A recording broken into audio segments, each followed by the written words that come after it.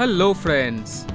In this lecture we will understand a very important concept in CSS, which is CSS positioning.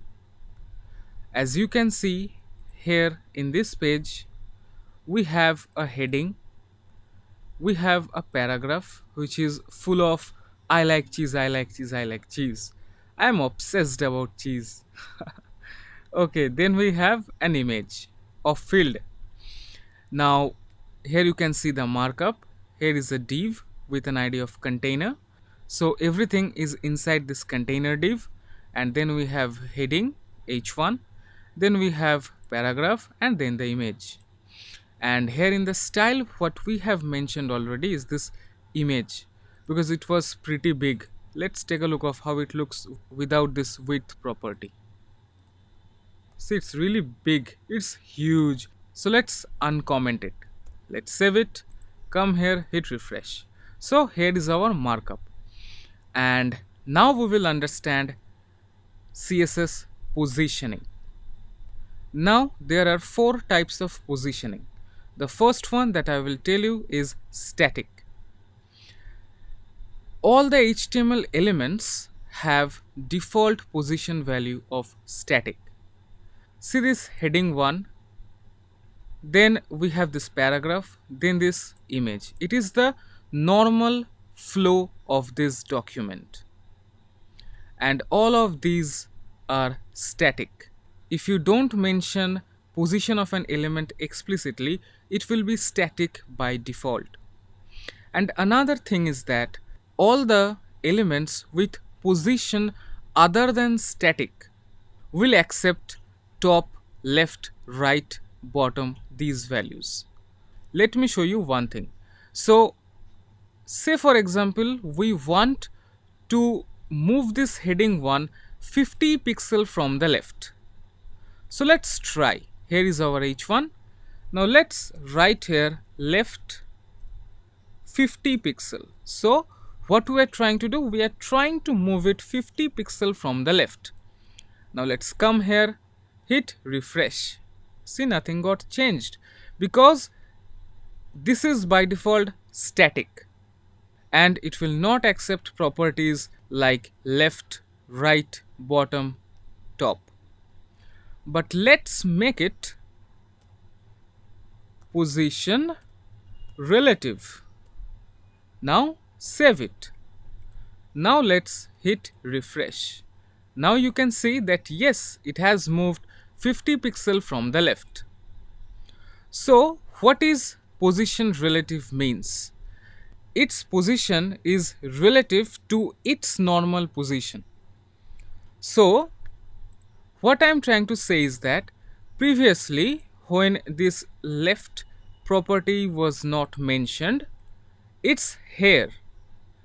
Now we are uncommenting it and we are providing a left property of 50 pixel.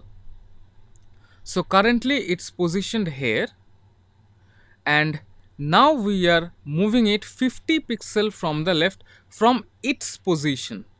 So its position will depend on it. So its position is relative to its normal position. Okay, I think you got it. So let's refresh. Here it is. It's moved 50 pixel from the left. Now let's do one thing. Let's provide a width of this container to 1000 pixel. Save it. Provide a border around it. Border say 3 pixel solid solid hash 333. Save it. Come here, take a look. Here it is. Now another thing. Now you will learn a centering technique. How? How you can center it horizontally. Come here, provide here margin 0 auto. Let's save it. Come here, hit refresh. You can't see here because the width of this current window is less than 1000 pixel. So let's maximize it. Here it is. Currently the width is 1000 pixel and it's centered horizontally. using this trick, margin 0 auto. So what I am providing here is margin 0 for top and bottom and auto for right and left. So when you are providing this, you are centering a div within its parent. So that's it. So this is the centering technique. So I was telling about relative positioning. So currently this h1 is positioned relative and it's moved 50 pixel from the left.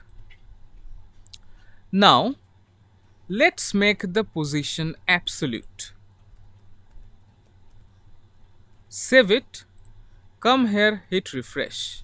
First of all, this P has moved at the top and then we have this image. So what has happened? When you are mentioning the position of an element absolute, it is being removed from the normal flow of the document. And now it is positioned absolute relative to the page. But actually it's positioned relative to its parent. Let's take a look. Let's maximize this. See, it's now outside of this container. It's positioned here. So if you open our text editor, here it is, its position is absolute and left 50 pixel. So here it is positioned. But now let's add position relative to our container and let's see what happens. Let's refresh. Now it's inside this box or inside this container. Now why this is happening?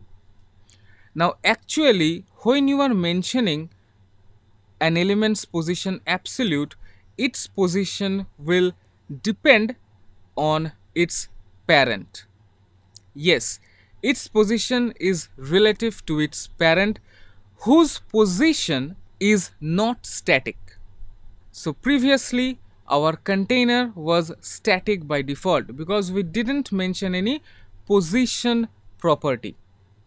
Hence its parent, which was not static, was the page itself, and hence it was positioned relative to the page instead of this container. But after we have mentioned this container position relative, then the position of its parent, which is not static, is now this container itself, and hence its position is relative to container now. So again I am repeating, friend, when you have an element static, it will maintain the normal flow of the document. It will not accept top, left, right, bottom properties. Then we have seen relative property whose position is relative to itself. I mean its position is relative to its normal position. And then we have seen absolute positioning whose position will depend on the position of its parent, which is not static. Now we will see another position type, that is fixed. It's the final one. So now let's make it fixed. Now what does this position fixed means? When you are mentioning position of an element fixed, it means this position will remain fixed and its position is relative to the browser window. Yes friend, not the page but the browser window. Let's maximize it. Now let's hit refresh. Here it is. We have mentioned here position fixed left 50 pixel. So it will be positioned here no matter if you scroll or something else. Let's increase the height of this container and take a look. So let's provide a height property of say 1000 pixel. Let's save it. Come here, hit refresh. Now let's maximize it. Here we have heading 1 and here we have other contents. Now let's start scrolling. You see this heading 1 is remain fixed, so its position is relative to the browser itself. So what's the difference between this one and position absolute? When you are mentioning an element absolute, its position is relative to its parent, which is not static. And for fixed, so its position is relative to the browser window. So again friend, I am repeating, yes, I am repeating more than one, just to make your concept clear of this CSS positioning, because I know this is really important for you. So again I am repeating, we have 4 types of position. The first one is static, which is default for all elements, and it will not accept top, left, right, bottom properties. Then we have relative positioning, whose position is relative to its normal position. Then we have seen absolute positioning, whose position is relative to its parent's position, which is not static. And then we have seen fixed positioning, whose position is relative to the browser window. That's it friends for CSS positioning. I recommend you have this file, start playing with it and become master in CSS positioning, because this is the main concept of CSS positioning. So you have this file, start playing with it and become master in CSS positioning. This is really important friend. If you have any query regarding this, feel free to ask, and I want you to clear this concept. So for this, if you have any question, feel free to ask and start playing with it friend, because practice makes a man perfect.